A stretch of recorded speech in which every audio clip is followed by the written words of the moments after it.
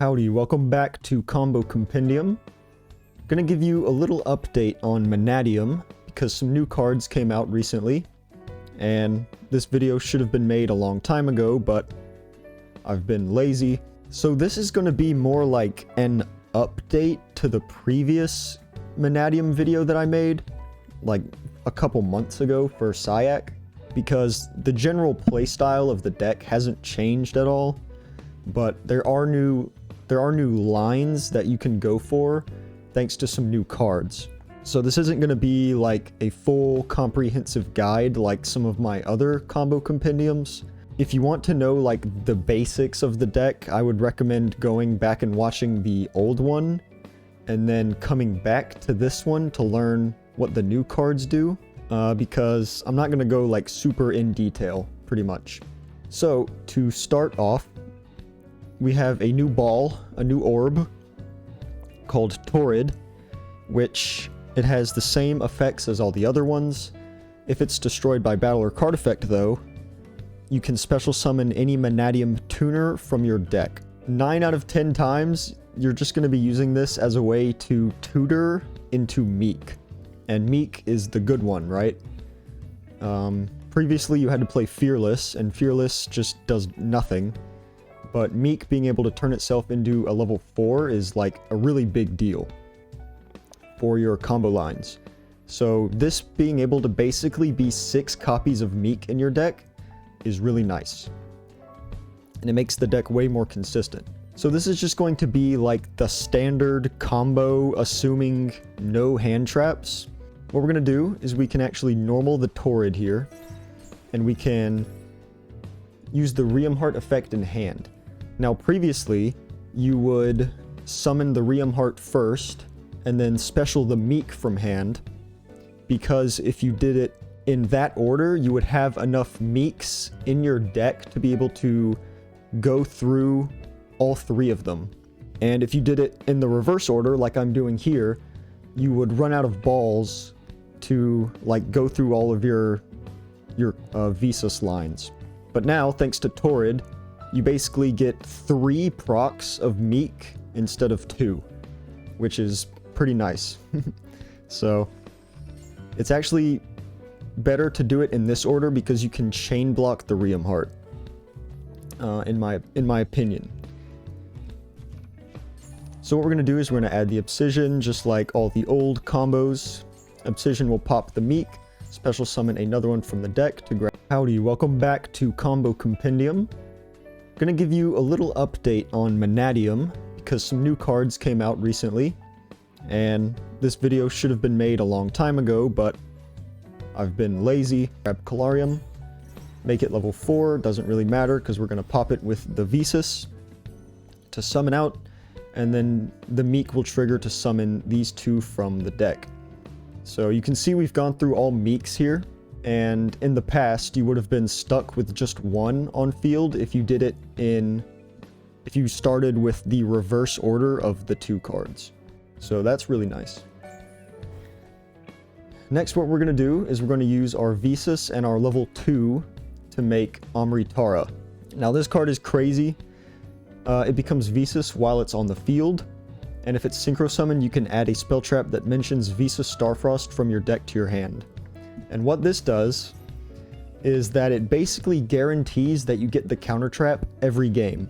And previously, you had to have like a pretty good hand already in order to get the counter trap, because you had to have, let's say, have Obsidian in hand already, right?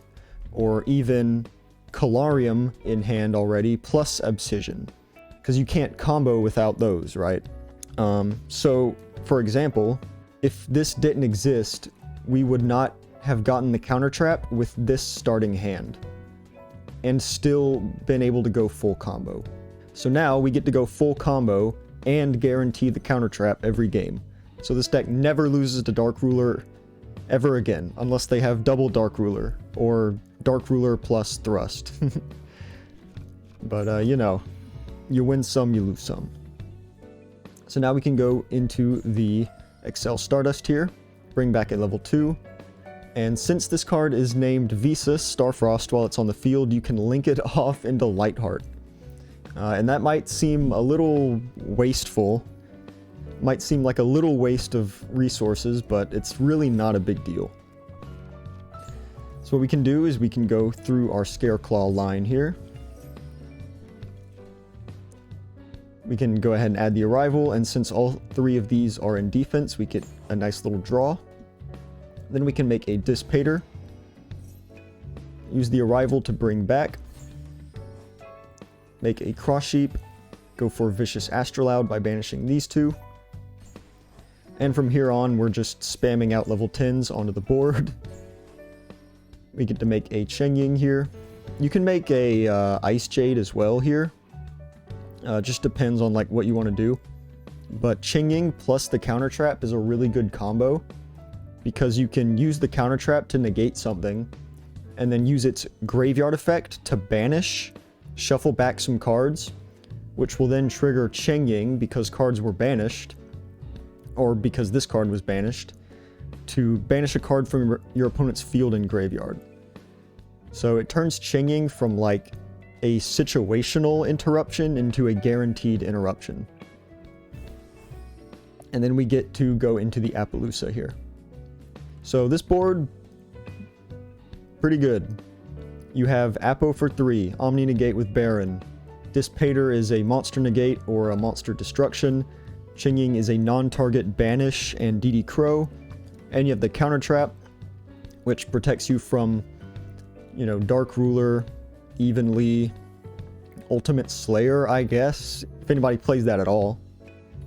So this is kind of like the new basic end board if you just don't want to play around any hand traps, or if hand traps just kind of fall out of the meta, which I don't see that happening with Mannadium running around, because once they get the counter trap, board breakers just don't work, so you need hand traps in order to stop them from comboing. So this is just kind of the new standard basic thing, that if you want to go balls to the wall and not care about hand traps, you can put up a board that basically only loses to like double Lava Golem. Next up, we have a combo you might have seen before.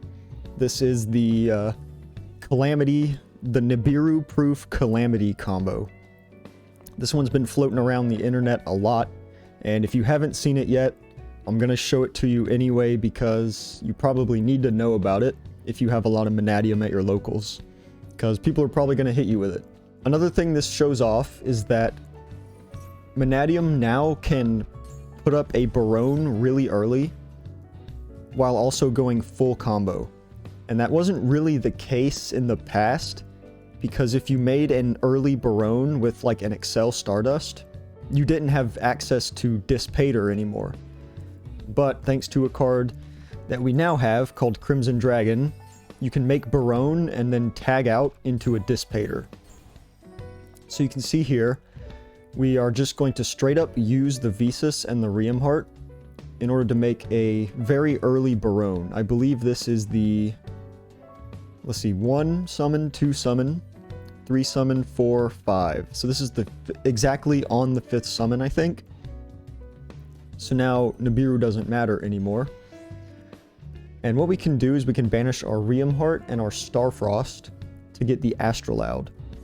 And if we have the field spell on board, we can use the Astrolabe to pop our Meek, summon out 2 from the deck. Right, and we can make one of these a level 4 based on Meek's effect, and go for a Crimson Dragon, which is a level 12. So this card, if it's special summon, you can add a spell trap that mentions Crimson Dragon from your deck to your hand, which there isn't really like a good target for this yet, but you're mainly only playing it for this second effect, which is you can target a level 7 or higher Synchro on the field, return this card to the extra deck, then special summon a Dragon Synchro monster from your extra deck with the same level as the targeted monster. So basically what this lets us do is use the Barone that we made on the 5th summon in order to tag out this Crimson Dragon into Dissipator, right? Because with the material we have currently, if we make that really early Barone, there's no way to go Excel into Dissipator, right? There's no way to do that with the cards we have at our disposal after making the Barone early. But you can make a level 12, which then tags out into Dissipator, meaning you don't have to go through all the Excel stuff. So now what this lets us do is summon back the Visas that we banished. And from here, we just get to go full Scareclaw combo, and this will generate all of our resources back again. Get to add the Arrival, we get to draw a card as well. Bring it back the Visas, make the Amritara, search the counter trap. Always gotta have it now. Then we can make a Cross Sheep, make a second Astrolaud. You're going to see double Astrolaud a lot now in this deck's combos, because it really helps you extend. And sometimes you'll even see people go for rank 8s with the Astrolaud and the Amritara. Like, you can make Hope Harbinger and stuff like that. Even though it's possible, I don't see it that often, and I don't really recommend it. So now what we can do is use our level 8 tuner with our level 8 non-tuner to make Bish Balkan. Because this card has a very weird summoning condition where you have to send 2 level 8 or higher monsters you control with the same level to the grave, 1 tuner and 1 non-tuner. And then once per turn during either player's main phase, you can special summon the same number of whatever this is, tokens, on each player's field in defense, as to summon as many as possible. So what we're going to do is we make the Bish Balkan. We are then going to make our Crimson Dragon off of the Dissipator and the Meek, because unfortunately we can't really use anything else right now. But since we're just going to skip our opponent's turn anyway, it's not a huge deal. Now what we can do is we can go for our Bish Balkan. And since we have 2 zones, that means we get 2 tokens. And our opponent also will only get 2 tokens because they get the same number that we do. And these tokens are kind of neat because they turn off a lot of stuff that requires that your opponent has no monsters. Like Kashtira stuff, Lightning Storm, things like that. Evenly matched. Just a lot of like random stuff. Also, since they're tokens, they can't be used as material for Droplet. And Droplet is one of the main counters to the Calamity combo, which means they have to send cards from their hand. Like, they can't use these tokens as Droplet material, so you don't have to worry about that. About giving your opponent like free pitch fodder. So we get our 2 tokens, and then we can go ahead and link them off. Sometimes you'll see a Barricade Borg blocker here, because technically you can use the Barricade Borg, discard a card to add this Calarium back to your hand for next turn. After you skip your opponent's turn, so it'll give you more follow-up to try to OTK. But it's really only good for that specific scenario. So I'm playing IP, because it just lets you make like lets you do like unicorn stuff and things like that. Makes your Appaloosa pretty tanky. So we get to set the counter trap here, and we also, assuming you don't get Nibiru'd, you also have the Barone. So once we go over to our opponent's turn, during their draw phase, we can use the Crimson Dragon targeting the Bish Balkan to go into a King Calamity. And you want to make sure that Crimson Dragon is always chainlink 1. You never want to chain Crimson Dragon to an effect because the hot red will miss timing. So make sure that you always do this on an open game state, pretty much. So if your opponent doesn't have any effects in the draw phase, you just like rip this in the draw phase and summon the Calamity. And if they do try to disrupt the Crimson Dragon, you have the Barone negate, you have the Reframing negate, you have the Apo negate. So it's like super difficult to stop this once like you get the full setup. You really need hand traps to beat this deck now. Board breakers just really don't cut it anymore. So we get the Calamity effect, which basically says your opponent cannot activate cards or effects in response to this effect's activation. When this card is synchro summoned, activate this effect. For the rest of this turn, your opponent cannot activate cards. Also, cards your opponent controls cannot activate their effects. So it's basically just a turn skip, right? So they might do like whatever, summon some guys or whatever, and then next turn you pretty much can just OTK. Like, you have more than enough material. Because you have Reichphobia can pop something, Barone can pop something, this guy's 4,000 attack, you have all this. So it's like super easy to just OTK on the follow-up. Especially if you do the Barricade Borg to add back the Calarium. So this is just something that you gotta watch out for. You just gotta know that this exists, and that in games 2 or 3 against a Mannadium player, if they've seen that you don't really play that many hand traps, they might go for this. So it might be wise to have like a Droll in your sideboard or something like that to try to stop them from even getting this far in the first place. You have to stop them early before they make the Barone as well.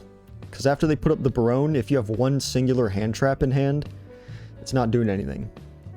Next up, we're going to move away from the Riumheart starts, because you're not always going to open with it. But the deck has plenty of ways now to pivot between engines. Thanks to the new level 8 Synchro. Because you can start with Scareclaw, and then pivot over into Mannadium. Or, because in the past you couldn't really do that. You could only go from Mannadium to Scareclaw. But now you can go Scareclaw to Mannadium, which is insane that you can do that. So this deck, the deck gets way more consistent thanks to that and Torrid. So we can go ahead and use our Visas starter here. Normal to Torrid, use the Visas effect to pop, summon out our Meek. Now we can go into our Scareclaw line. Get our Reichheart get Arrival. Arrival will bring back the Visas. And then use these two to make the Amritara. Amritara is going to add Obsidian. Because there's a pretty interesting line you can do here. By making Cross Sheep, making the Astrolaud. Cross Sheep will bring back this copy of Meek, which you can then pop to add the Calarium. Trigger Meek again, summon out another one. So off the Obsidian, we get to add the Calarium, which adds the Riumheart. So now we've gone full circle. We've went from our Scareclaw engine over to our Mannadium engine. So now from here, we really can just pop off and do whatever we want, right? We get all of our orbs out. I keep both of these level 2 because I think you can do more combos with these if they're level 2. Because you can use one of them to make Barone. Use the Crimson Dragon to tag out into Dissipator. Dissipator bring back the Visas. Lightheart effect to summon. Make an Apo. Banish for Astrolaud. And then make any level 10 synchro you want. So you can see this is the... oh shit.